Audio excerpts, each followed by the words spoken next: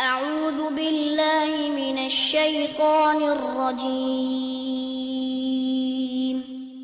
بسم الله الرحمن الرحيم الحمد لله رب العالمين والصلاة والسلام على نبينا محمد وعلى آله وصحبه اجمعین اما بعد۔ آج ہم ہیں العقیدۃ الواسطیہ کے ساتھ عقیدہ کے موضوع پہ لکھی جانے والی بڑی ہی عظیم الشان کتاب، اور اسے لکھنے والے ہیں امام ابن تیمیہ رحمہ اللہ۔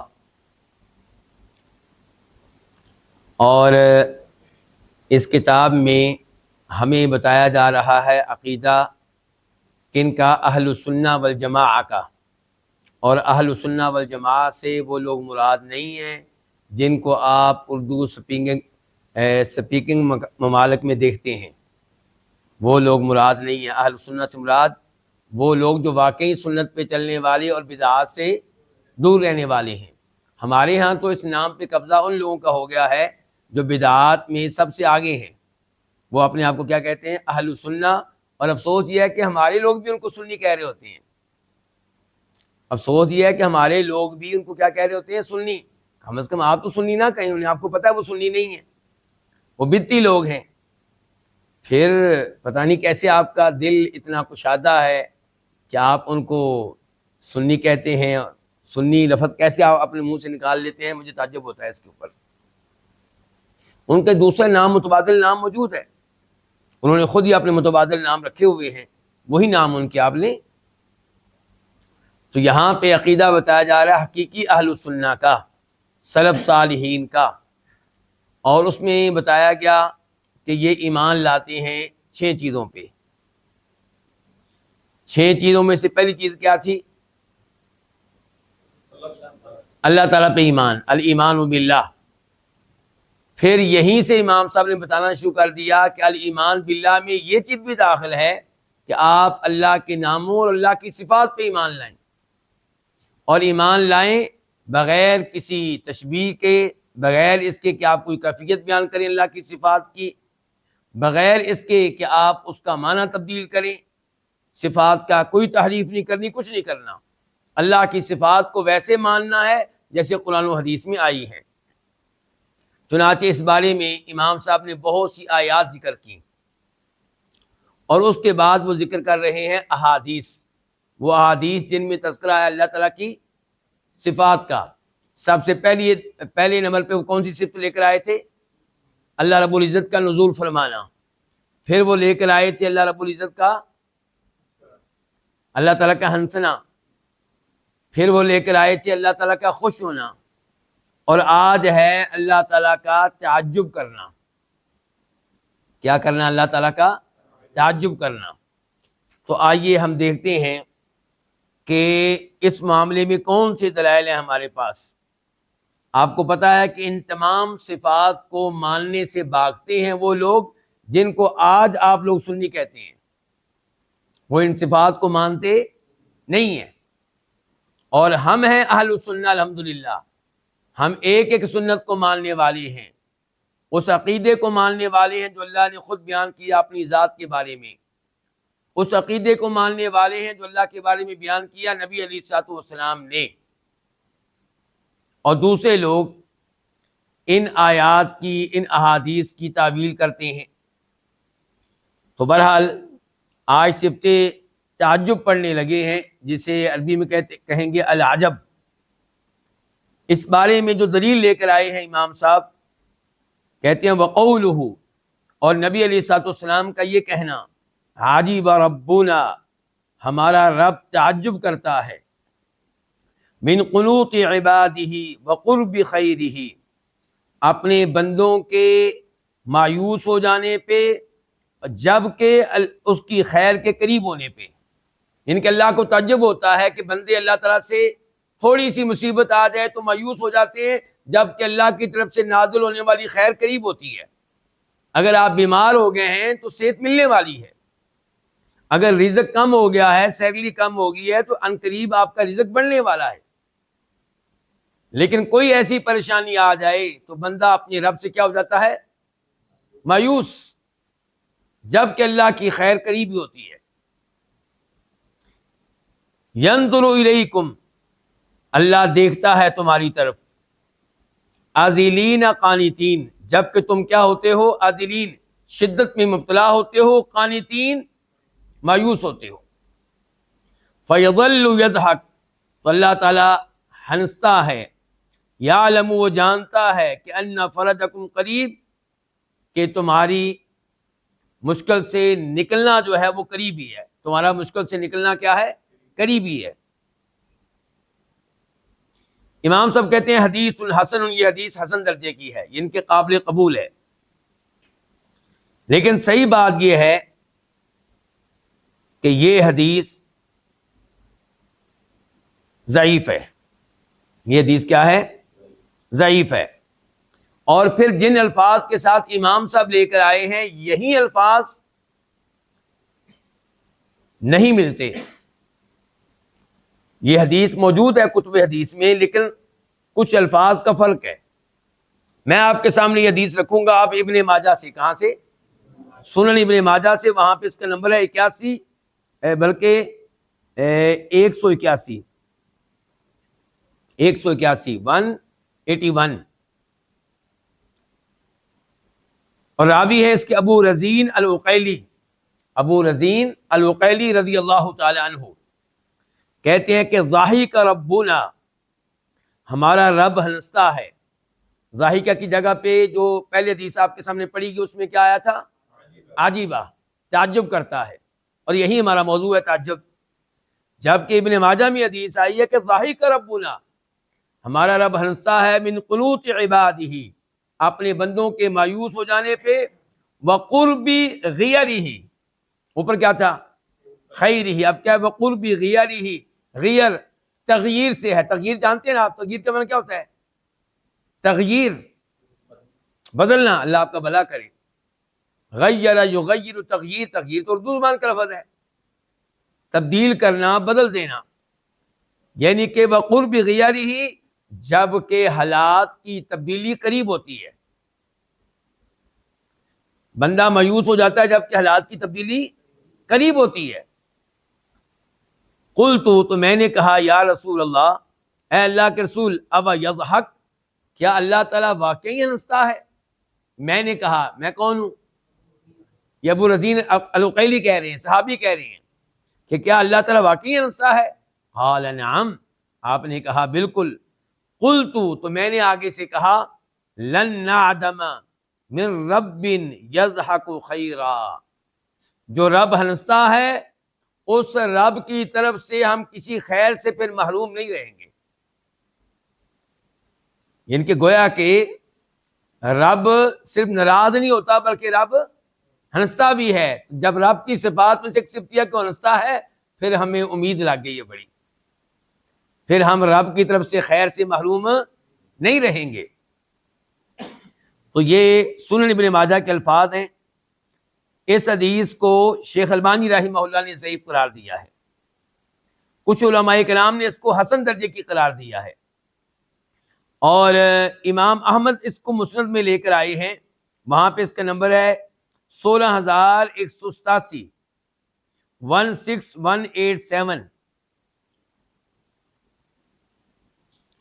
اور مسند احمد کے جو محققین ہیں انہوں نے بھی اس روایت کو ضعیفی قرار دیا ہے.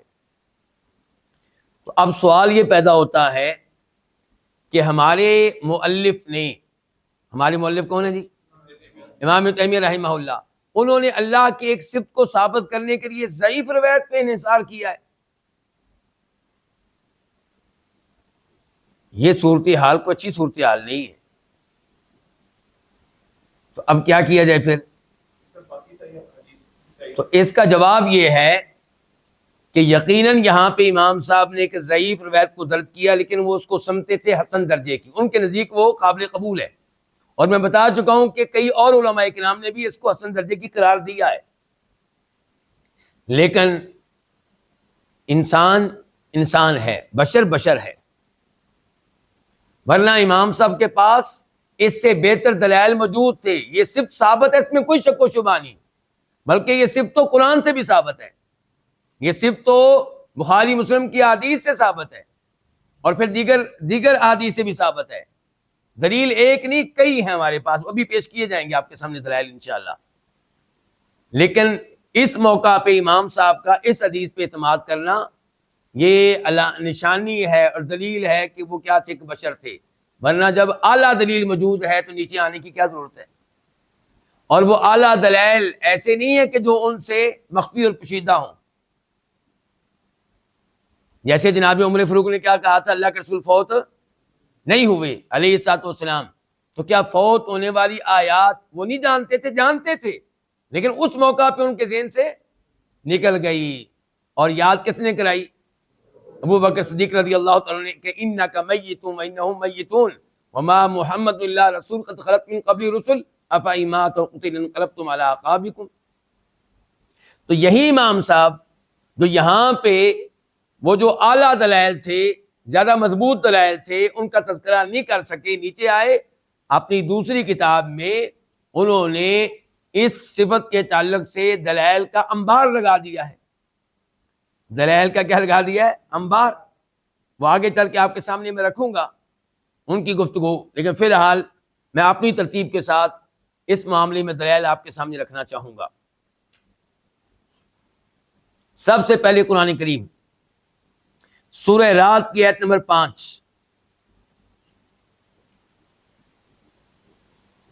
کیوں جی، کیسا لگ رہا ہے آپ کو اللہ تعالیٰ کی صفات کے بارے میں پڑھنا اور پھر اسی بہانے قرآن پڑھنا؟ یہ گھنٹہ اچھا گزرے گا انشاءاللہ جی، کیونکہ اللہ کی ذات کے بارے میں ہم پڑھ رہے ہیں، اور پھر قرآن کریم کی آیات، آپ علیہ السلام کی احادیث۔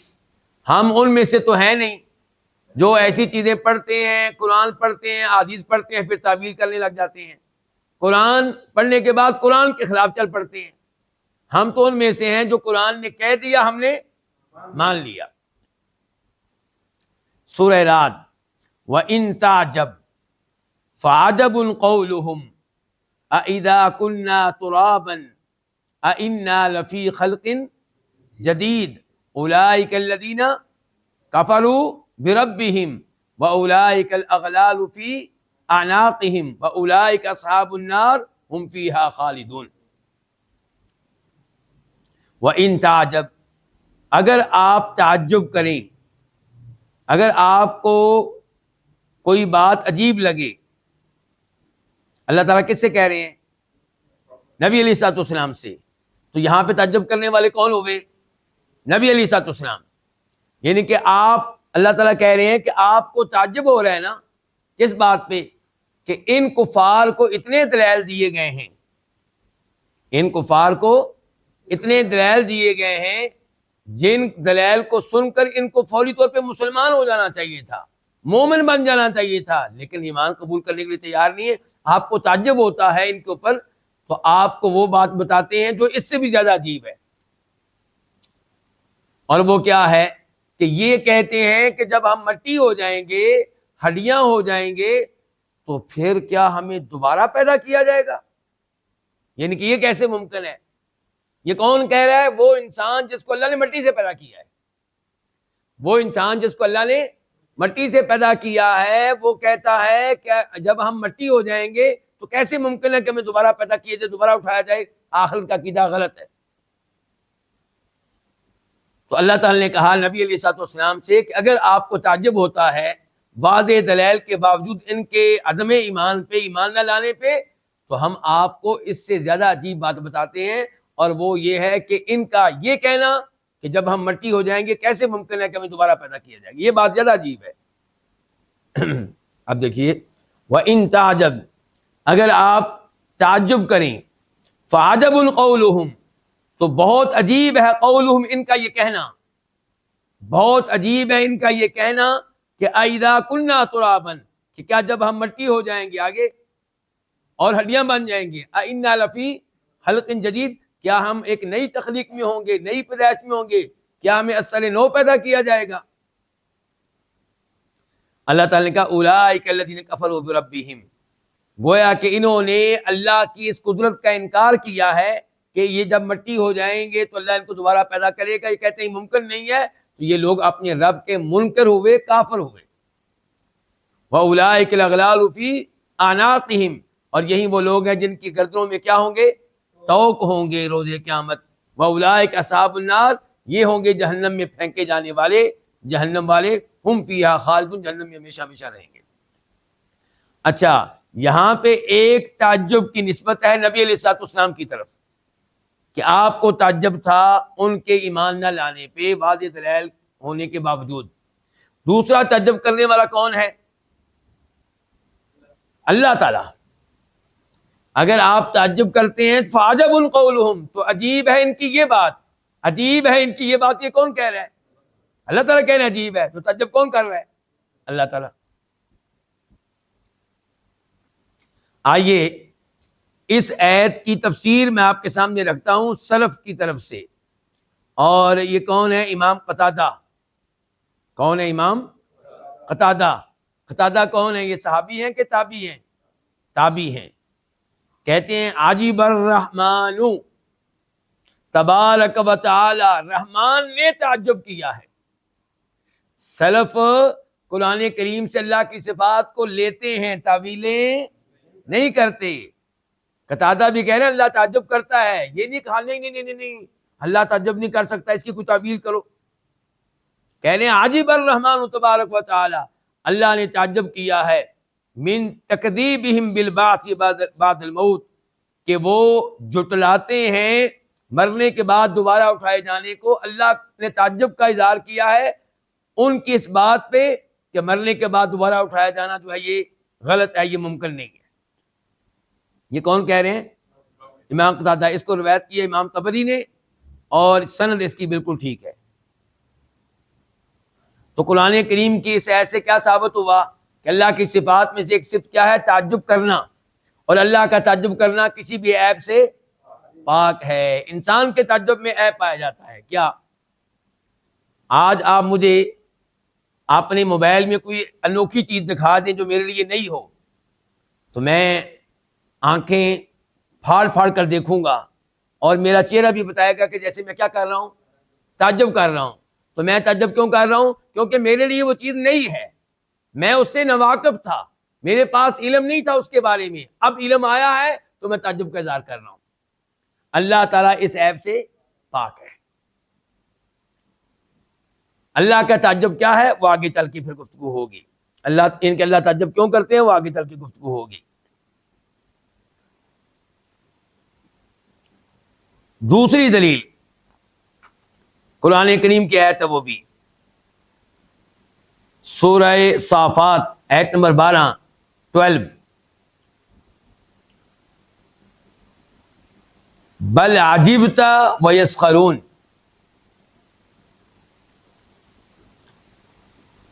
آپ کو تعجب ہوتا ہے ان کے دوبارہ اٹھائے جانے کے انکار کرنے پہ، کیونکہ اس سے پہلی آیت کیا ہے؟ آیت نمبر 11 فَاسْتَفْتِهِمْ أَهُمْ أَشَدُّ خَلْقًا أَمْ مَنْ خَلَقْنَا إِنَّا خَلَقْنَاهُمْ مِنْ طِينٍ لَازِبٍ. آپ ان سے پوچھئے، سوال کیجئے، کیا ان کی پیدائش زیادہ مشکل ہے یا ان کی جن کو ہم پیدا کر چکے ہیں؟ جن عظیم مخلوقات کو ہم نے پیدا کیا ہے، اگر ہمارے علاوہ کوئی اور پیدا کرنے والا ہو تو اس کے لحاظ سے کیا انسان کو دوبارہ پیدا کرنا زیادہ مشکل ہے یا یہ آسمانوں کو، زمینوں کو، فرشتوں کو، دیگر مخلوقات کو؟ کیوں جی؟ دیگر مخلوقات کو اللہ کے لحاظ سے دونوں کیا ہے؟ برابر ہیں، مسئلہ ہی کوئی نہیں ہے. فرمایا انا خلقناہم من طین لازب، ہم نے انسان کو پیدا کیا کس سے؟ مٹی سے. چپکتی ہوئی مٹی سے ہم نے جس کو پیدا کیا ہے وہ کہتا ہے کہ جب ہم مٹی ہو جائیں گے کیسے ممکن ہے کہ ہمیں دوبارہ پیدا کیا جائے؟ اللہ تعالیٰ نے کہا بل عجیب تھا، آپ کو تعجب ہو رہا ہے ان کی بات پہ، وہ یسخرون، اور وہ مذاق اڑاتے ہیں. کافر کیا کرتے ہیں؟ مذاق اڑاتے ہیں. اچھا، بل عجیب تا میں نے اس وقت یہ پڑھا ہے. اس آیت کی ایک دوسری قرات بھی ہے، وہ ہے بل عجیب تو ویسخرون. اور الحمدللہ ہم متواتر تمام قرات کو ماننے والے ہیں. ہم تمام متواتر قرات کو ماننے والے ہیں. ہم جوید احمد غامدی کے عقیدے پہ نہیں ہیں، اللہ اس کو ہدایت دے. جس نے ایک مخلوق کو گمراہ کر دیا ہے، قرات کا بھی انکار کرتا ہے، کہتا ہے یہ اجمی سازش ہے، اللہ اس کو ہدایت دے، اور جو اس سے متاثر ہو چکے ہیں اللہ ان کو بھی ہدایت دے۔ تو امام حمزہ اور امام کسائی کی قرات کیا ہے؟ بل عجبت۔ اور ہمارا عقیدہ یہ ہے کہ قرآن کی ہر قرات اس سے تفسیر لی جائے گی، اس سے عقیدہ لیا جائے گا، اس سے احکام لیے جائیں گے۔ ہر قرات، ہر دوسری قرات ایسے ہے جیسے ہر دو ایتیں۔ واضح ہو گیا؟ جیسے پہلی آیت کو بھی آپ مانتے ہیں، دوسری کو بھی مانتے ہیں، تیسری کو بھی مانتے ہیں، چوتھی کو بھی مانتے ہیں، ایسے اگر ایک آیت میں دو قراتیں ہیں، تین قراتیں ہیں، سب کو مانیں گے، سب کا معنی بھی مانیں گے، سب کی تفسیر بھی لیں گے، سب سے احکام و مسائل و عقیدہ بھی لیں گے۔ ایک قرات کی وجہ سے دوسری قرات کا انکار نہیں کریں گے۔ تو پہلی قرات سے ثابت یہ ہوا کہ نبی علیہ الصلوۃ والسلام کو ان کفار کی حرکت پہ تعجب ہو رہا ہے، ان کے عقیدے آخرت کے انکار پہ کیا ہو رہا ہے؟ تعجب۔ اور دوسری قرات یہ کہ اللہ تعالیٰ کہتے ہیں بل عجبت، بلکہ مجھے تعجب ہے، مجھے تعجب ہے ان کے اس عقیدے پہ، ان کے انکار کرنے پہ، ان کی تکذیب پہ۔ وَيَسْخَرُونَ، جبکہ وہ مذاق اڑاتے ہیں۔ تو بہرحال اس ایت سے بھی ثابت ہوا کہ اللہ تعالیٰ کی صفات میں سے صفت کیا ہے؟ تعجب کرنا۔ اب آ جائیں، ہمارے پاس تیسری دلیل ہے، اور تیسری دلیل یہ وہ حدیث ہے جس کو امام احمد روایت کرتے ہیں، اور مسند احمد کے محققین نے اس روایت کو حسن لغیرہ قرار دیا۔ کیا قرار دیا ہے؟ کہ یہ ایسی حدیث ہے جس کی اپنی سند ضعیف ہے، لیکن دیگر سندوں کو ملا کر یہ حسن درجے کی ہے، قابل قبول ہے۔ البتہ شیخ البانی رحمہ اللہ نے اس کو ضعیف قرار دیا ہے۔ عقبہ بن عامر اس کے راوی ہیں، اور کہتے ہیں کہ فرمایا نبی علیہ الصلوۃ والسلام نے ان اللہ لیعجب، ان اللہ لیعجب من الشاب لیست له صبوہ، اللہ تعالیٰ کو تعجب ہوتا ہے اس نوجوان پہ جس میں کھیل کود کی طرف میلان نہیں پایا جاتا، گویا کہ وہ شروع سے ہی کیا ہے؟ دین کے اوپر، نمازوں کے اوپر، تقوی کے اوپر، پرہیزگاری کے اوپر، اور ایسی فضول چیزیں اس میں پائی نہیں جاتی۔ اللہ تعالیٰ کو تعجب ہوتا ہے اس نوجوان پہ جس میں کھیل کود کی طرف میلان نہیں ہے۔ مسند احمد حدیث کا نمبر ہے 17371، 17371۔ کتنے دلائل ہو چکے ہمارے؟ تین، جن میں سے قرآن کی 2 آیتیں ہیں، اور ایک یہ روایت ہے جس کو مسند احمد کے محققین نے کیا قرار دیا ہے؟ حسن لغیرہ۔ چوتھے نمبر پہ وہ حدیث ہے جس کو امام بخاری رحمہ اللہ روایت کرتے ہیں۔ اب ہم کس طرف آ گئے؟ امام بخاری کے پاس۔ حدیث کا نمبر ہے 3010، 3010۔ راوی ہے اس کے ابو ہریرہ رضی اللہ تعالی عنہ، فرماتے ہیں نبی علیہ الصلوۃ والسلام عجیب اللہ من قوم یدخلون الجنۃ فی السلاسل، اللہ تعالیٰ کو تعجب ہوتا ہے ان لوگوں پہ جو جنت میں داخل ہوں گے زنجیروں میں، جنت میں داخل ہوں گے زنجیروں میں۔ کیا مفہوم ہے جی؟ سب سے پہلے اس حدیث کا، اس کا پہلا مفہوم یہ ہے کہ اللہ کو تعجب ہوتا ہے ان لوگوں پہ جن کو مسلمانوں نے قیدی بنایا، زنجیریں ڈالیں، بیڑیاں پہنائیں۔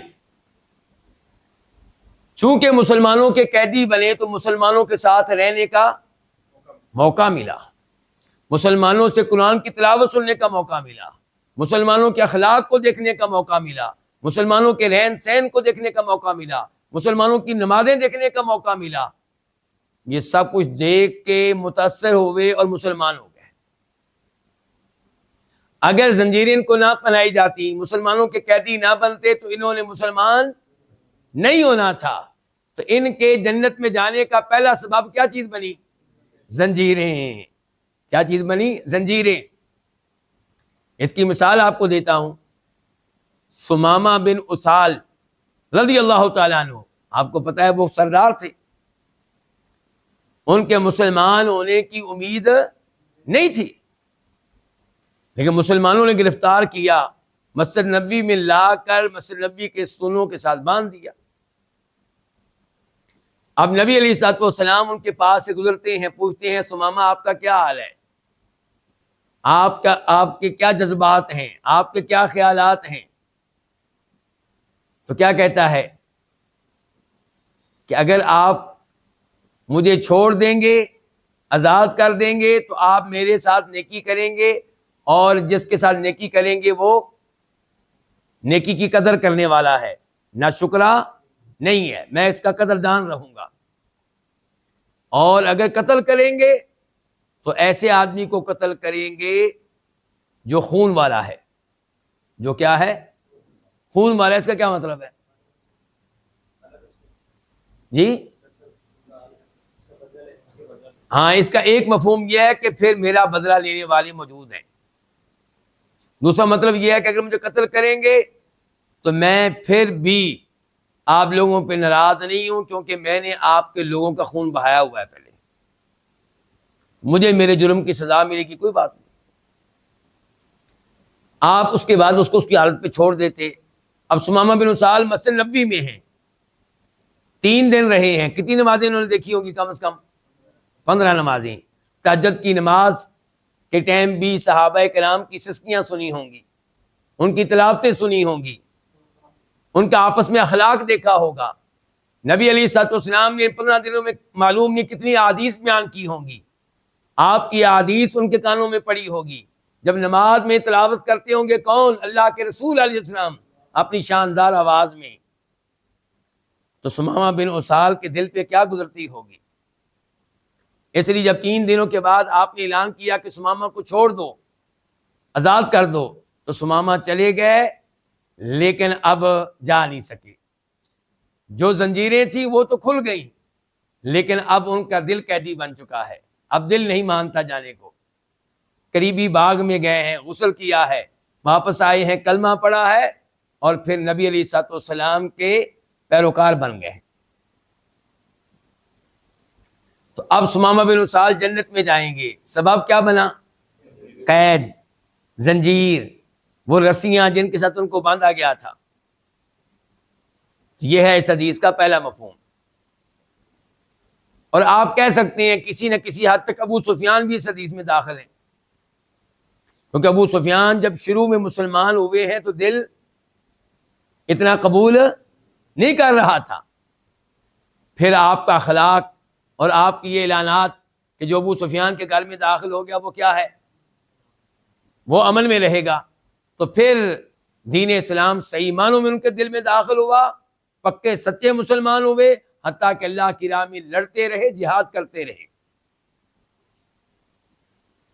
دوسرا مفہوم یہ ہے اس حدیث کا کہ اللہ کو تعجب ہے ان لوگوں پہ جو جنت میں داخل ہوں گے زنجیروں میں، اس سے مراد وہ مسلمان ہیں جن کو کافروں نے قیدی بنایا، کافروں نے ان کو زنجیریں پہنائیں، کافروں نے ان کو جیلوں میں ڈالا، اور اسی حالت میں ان کو موت آئی۔ اور دوسری حدیث کہتی ہے جو جس حالت میں مرے گا اسی حالت میں اٹھایا جائے گا۔ جیسا کہ آپ نے کہا اس حدیث میں جس میں آتا ہے کہ ایک حاجی میدان عرفات میں اونٹنی سے گر گیا تھا، گر کے مر گیا تھا، تو آپ نے کہا تھا کہ اس کو اس کی احرام والی چادروں میں ہی کفن دینا ہے، اور اس کو خوشبو نہیں لگانی، اس کا چہرہ ننگا رکھنا ہے، اس کے سر کو ننگا رکھنا ہے جیسے وہ ہوتا ہے حاجی۔ فرمایا کیونکہ یہ جب اٹھایا جائے گا تو تلبیہ پڑھ رہا ہوگا، لبیک اللہم لبیک لبیک لا شریک لک لبیک۔ شہید کو جب اٹھایا جائے گا کس حالت میں اٹھے گا؟ اپنے زخموں کے ساتھ، خون بہ رہا ہوگا، البتہ خون سے بدبو نہیں آ رہی ہوگی بلکہ خوشبو آ رہی ہوگی۔ تو اس حدیث کا دوسرا مطلب یہ ہوا کہ وہ مسلمان جن کو قیدی بنایا گیا، زنجیریں پہنا دی گئیں، بیڑیاں پہنا دی گئیں، جیل میں ڈال دیا گیا، قیدی بنا دیا گیا، اور اسی حالت میں اٹھایا جائے گا. جنت میں داخل ہوں گے تو زنجیروں کے ساتھ داخل ہوں گے. یہ دو مفہوم ہو گئے. اچھا، لیکن مفہوم یہ ہو یا وہ، ایک بات طے ہے کہ اس سے ثابت ہوا اللہ تعالیٰ کی صفت تعجب. فرمایا عجیب اللہ من قوم، اللہ تعجب کرتا ہے ان لوگوں پہ جو جنت میں داخل ہوں گے زنجیروں میں. تو صفت تعجب ثابت ہوئی کس حدیث سے؟ بخاری شریف کی حدیث سے. یہ دلیل نمبر کون سی تھی؟ 4. اب آئیں دلیل نمبر 5 کی طرف.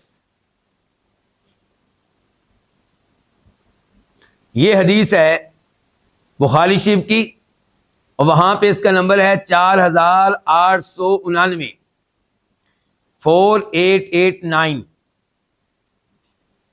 اور مسلم شریف میں اس کا نمبر ہے 2054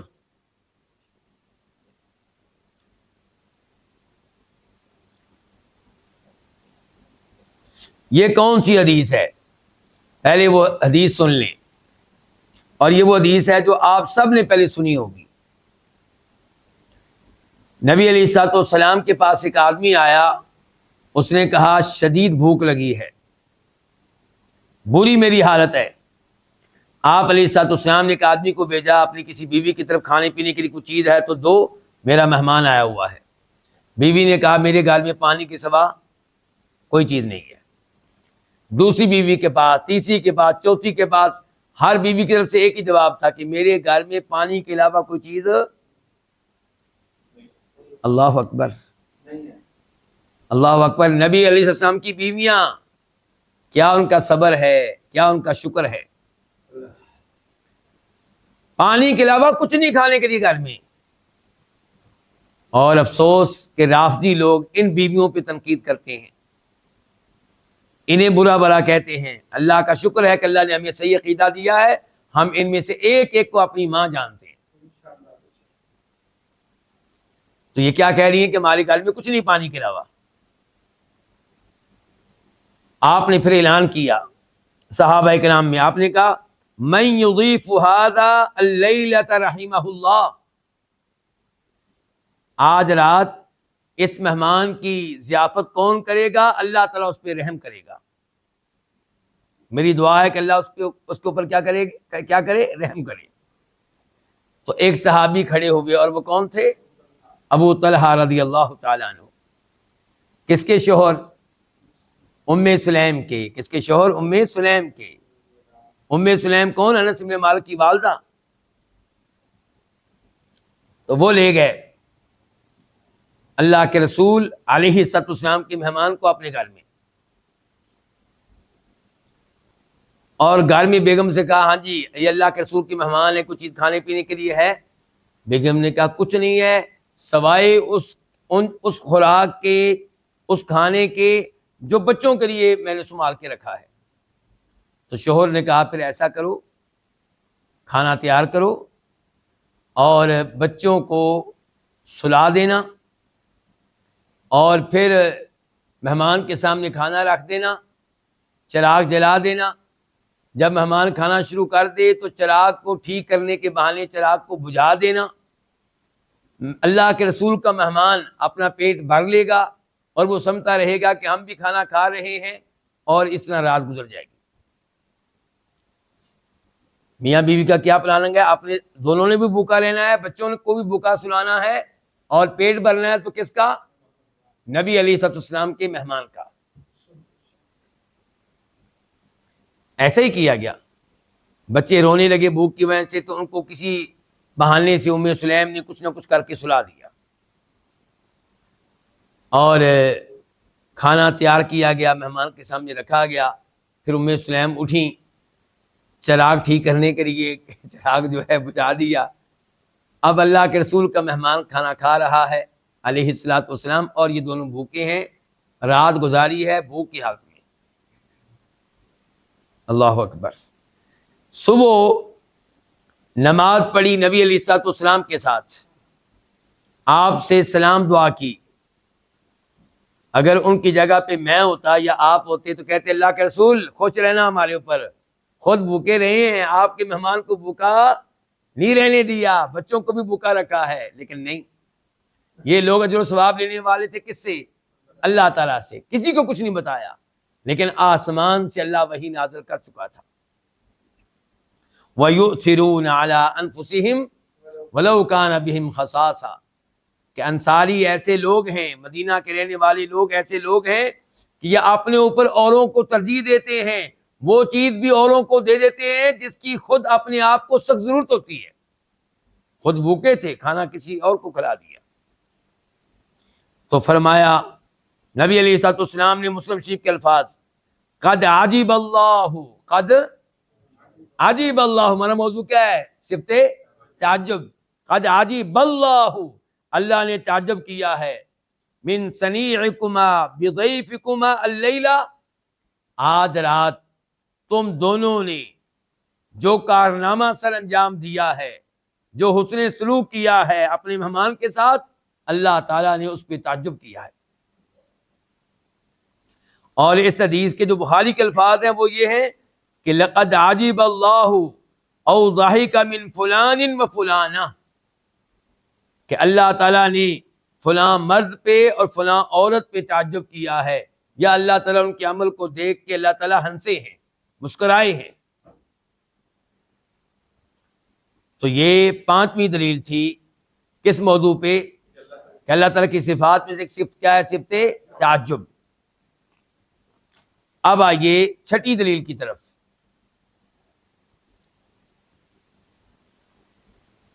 ابو داؤد شریف کی حدیث ہے، نمبر ہے 1203، 1203.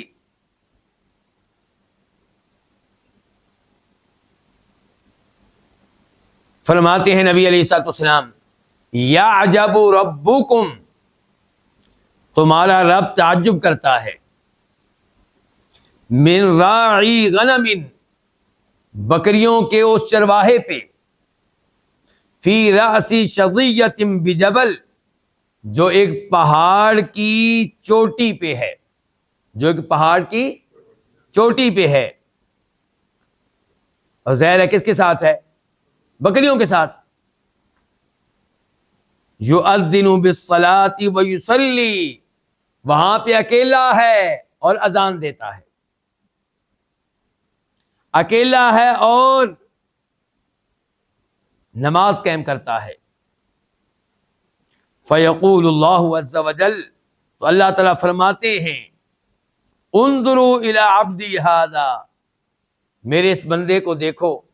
اللہ تعالیٰ کس سے کہتے ہوں گے؟ فرشتوں سے. میرے اس بندے سے کی طرف دیکھو، یؤذن، اذان دے رہا ہے، ویقیم الصلاۃ، نماز قائم کر رہا ہے، یعنی کہ اقامت کہتا ہے اور پھر نماز پڑھتا ہے.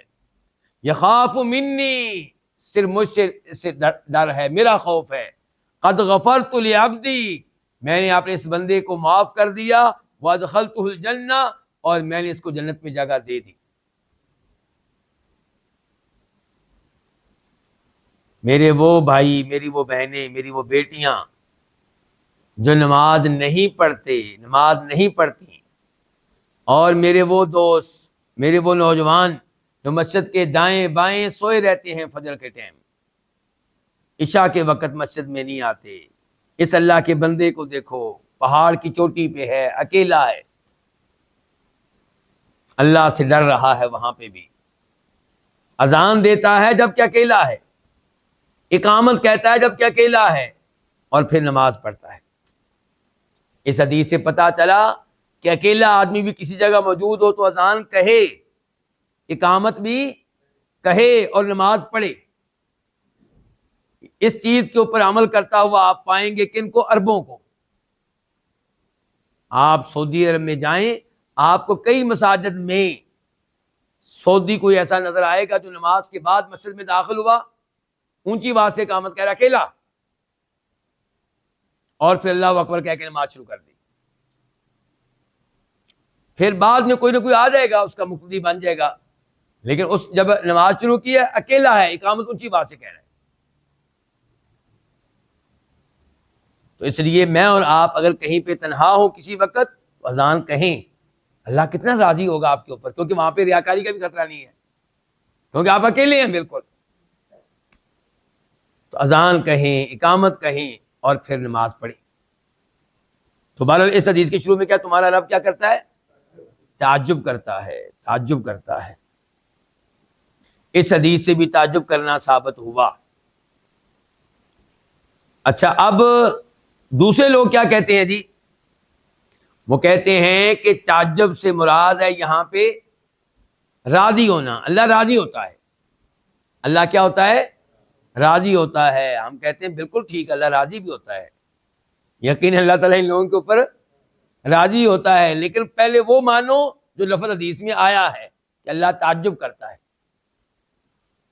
وہ کہتے ہیں تعجب مان لیا تو پھر یہ ماننا پڑے گا کہ اللہ کو یہ چیزیں پہلے معلوم نہیں تھی، اچانک معلوم ہوئی تو اللہ تعجب کر رہے ہیں انسانوں کی طرح. ہم کہتے ہیں کہ اللہ کی صفات کو مخلوق کی صفات سے نہ ملایا کرو. تمہاری بیماری یہی ہے، تمہارا مسئلہ ہی یہی ہے کہ تم اللہ کی صفات کو مخلوق کی صفات کے مشابہ قرار دیتے ہو، پھر کہتے ہو کہ جناب اگر یہ مان لیا تو پھر تشبیہ لازم آئے گی، تو اسے انکار کر دو، تعویل کر دو. تو آئیے ذرا میں آپ کو لے کر چلتا ہوں امام ابن تیمیہ رحمہ اللہ کے پاس. پہلے ہم کس کے ساتھ تھے؟ پہلے کس کے ساتھ تھے؟ پہلے امام تیمیہ کے پاس سے. اب کہاں جا رہے ہیں؟ مجھے تو لگتا ہے آپ سوئے ہوئے ہیں آپ لوگ. اب بھی امام تیمیہ کے پاس جا رہے ہیں کہ دوسری کتاب میں جا رہے ہیں؟ اب ان کے پاس ان کی دوسری کتاب میں جا رہے ہیں. یہ ہے میرے پاس مجموع الفتاوی، جلد نمبر 6، والیوم نمبر 6، اور اس کا صفحہ نمبر 123 ہے، 123. کہتے ہیں وَأَمَّا قَوْلُهُ التَّعَجُّبُ اسْتِعْظَامٌ لِلْمُتَعَجَّبِ مِنْهُ. کہنے والے کا یہ کہنا کہ تعجب کا مطلب تو یہ ہوتا ہے کہ جس چیز پہ آپ تعجب کر رہے ہیں اس کو عظیم جاننا، اس کو بڑا جاننا، اس کو عظیم جاننا، بڑا جاننا. تو کہا جائے گا ہاں بالکل. ابن تیمیہ کہتے ہیں بالکل یہ بات صحیح ہے. یہ بات کیا ہے؟ اس کو عظیم جاننا ہے. لیکن کبھی تعجب کرنا جو ہوتا ہے اس کے پیچھے جہالت ہوتی ہے. کیا ہوتی ہے؟ اور کبھی وقد یکون لما خرج عن نظائرہ، کبھی تعجب ہوتا ہے اس چیز کی وجہ سے جو روٹین سے ہٹ کر ہوتی ہے. جو کیا ہوتی ہے؟ روٹین سے ہٹ کر، معمول سے ہٹ کر ایک مختلف چیز ہوتی ہے. جیسا کہ یہ آدمی ہے جو پہاڑ کی چوٹی پہ ہے، اکیلا ہے، اور وہاں پہ بھی اذان دے رہا ہے، اقامت کہہ رہا ہے، نماز پڑھ رہا ہے. تعجب ہے کیونکہ یہ چیز عام نہیں ہے. دوسرے نمبر پہ آپ ان لوگوں کو دیکھ رہے جنت میں داخل ہوں گے زنجیروں میں. تو یہ وہ چیزیں ہیں جو تعجب والی ہیں. لیکن اللہ کا تعجب اس وجہ سے نہیں ہے کہ اللہ کو پہلے سے معلوم نہیں تھا. اللہ کو معلوم نہیں تھا کہ یہ لوگ زنجیروں میں جنت میں داخل ہوں گے. اللہ کو سب کچھ معلوم ہے. کہتے ہیں واللہ بکل شیء علیم، اللہ تعالیٰ ہر چیز کے بارے میں علم رکھنے والے ہیں. فلا یجوز علیہ اللہ یعلم سبب ما تعجب منہ، تو یہ ممکن نہیں ہے کہ اللہ کو اس چیز کا سبب معلوم نہ ہو جس پہ اللہ نے تعجب کیا ہے. بل یتعجب لخروجہ عن نظائرہ، بلکہ اللہ تعجب کرتا ہے کہ یہ چیز اپنے نظائر سے مختلف ہے. تعظیما لہ، اللہ تعجب کرتا ہے اس کو عظیم جانتے ہوئے. واللہ تعالیٰ یعظم ما هو عظیم، اور اللہ تعالیٰ کئی عظیم چیزوں کی عظمت کو اللہ تعالیٰ بیان کرتا ہے اور ان کو عظیم جانتا ہے. مثال کے طور پہ اللہ نے کئی اچھی چیزوں کو عظیم قرار دیا. رب العرش العظیم، اللہ نے قرآن میں کئی دفعہ کہا کہ میں عرش عظیم کا رب ہوں. عرش کو اللہ نے عظیم قرار دیا ہے. تو یہ ان کو کوئی عجیب بات نہیں ہے. وَلَقَدْ آتَيْنَاكَ سَبْعًا مِنَ الْمَثَانِي وَالْقُرْآنِ الْعَظِيمِ، اللہ نے قرآن کو عظیم قرار دیا ہے. ہذا بہتان عظیم، سبحانک ہذا بہتان عظیم، سیدہ عائشہ کے اوپر تہمت جو لگی تھی فرمایا کہ یہ عظیم بہتان ہے.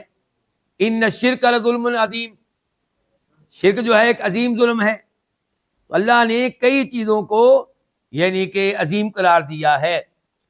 تو اگر تعجب کا مطلب ہوتا ہے کہ جس پہ آپ تعجب کر رہے ہیں اس کو آپ عظیم مانتے ہیں اور اس وجہ سے آپ اس صفت سے بھاگ رہے ہیں، تو اللہ نے کئی چیزوں کا عظیم خود قرآن میں قرار دیا ہوا ہے۔ جو مخالف ہے اس صفت کا وہ کیا کہہ رہا تھا؟ اگر ہم نے مان لیا کہ اللہ تعالیٰ تعجب کرتا ہے، اس کا مطلب یہ ہوگا کہ جس چیز پہ اللہ تعجب کرتا ہے اللہ اس کو عظیم سمجھتا ہے، اللہ اس کو عظیم مانتا ہے۔ تو امام صاحب کہتے ہیں اس میں کون سی عجیب بات ہے؟ قرآن سے روشنی لے لیں، قرآن کہتے ہیں پڑھ لیں، اللہ نے کئی چیزوں کو واضح طور پہ عظیم قرار دیا ہوا ہے۔ شرک کو عظیم قرار دیا، شر میں وہ عظیم ہے، ظلم کے لحاظ سے وہ عظیم ہے، عرش کو عظیم قرار دیا، بہتان کو عظیم قرار دیا۔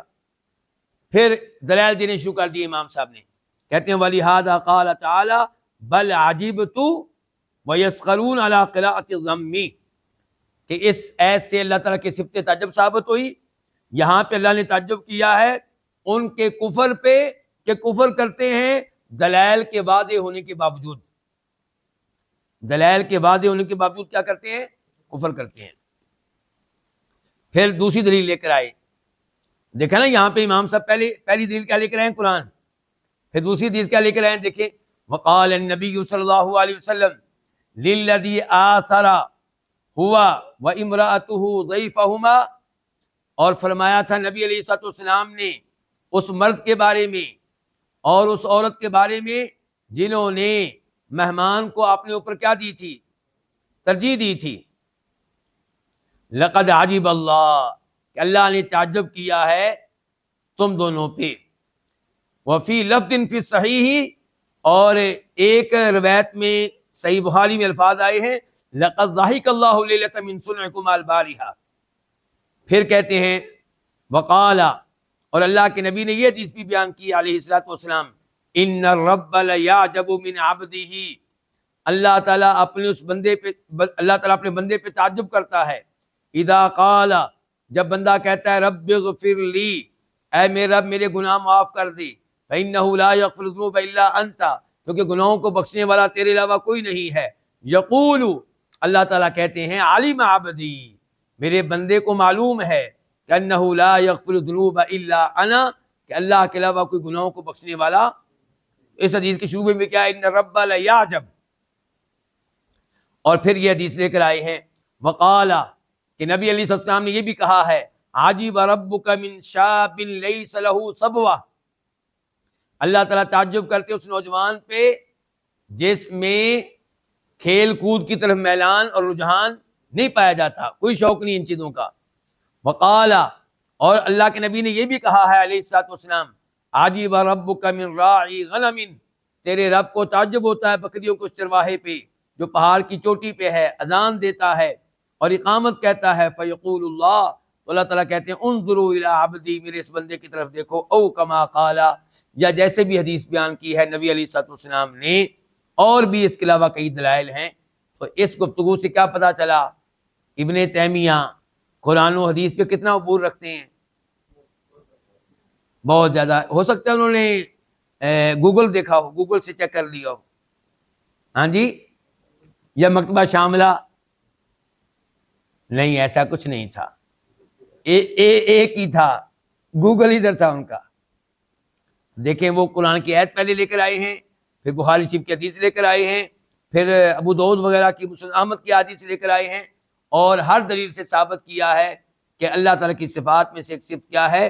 تعجب کرنا، اور انہوں نے وعدہ کر دیا ہے کہ اللہ کا تعجب اس کے پیچھے نعوذ باللہ جہالت نہیں ہے، لا علمی نہیں ہے، اس کے پیچھے کیا ہے کہ تعجب کرنا اس چیز پہ جو انوکھی ہے، جو باقی چیزوں سے مختلف ہے، جو اپنے نظائر سے الگ تھلگ ہے، یہ وہ والا تعجب ہے، علم ہونے کے باوجود، علم ہونے کے باوجود۔